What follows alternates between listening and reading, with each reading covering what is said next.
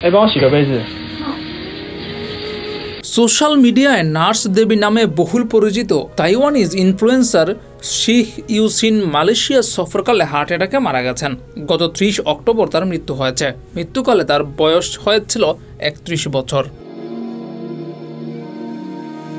গত 2 নভেম্বর সংবাদ মাধ্যম মালয় মেইল এক প্রতিবেদনে জানিয়েছে সি ইউসিন শুটিংয়ের জন্য মালয়েশিয়া সফরে ছিলেন। তার ম্যানেজার ক্রিস জানিয়েছেন তরুণী তারকার হঠাৎ করেই অসুস্থতা দেখা দিয়েছিল। তাৎক্ষণিক জরুরি চিকিৎসার কোনো সুযোগই ছিল না। সাবেক নার্স শিহ ইউসিনের ম্যানেজার বলেছেন নার্স দেবীর আকস্মিক মৃত্যুতে তার পরিবার শোকাহত। তার এই মৃত্যুর ঘটনায় আশেপাশের পরিস্থিতি সম্পর্কে জানতে অধিকতর তদন্তের অনুরোধ করা হয়েছে।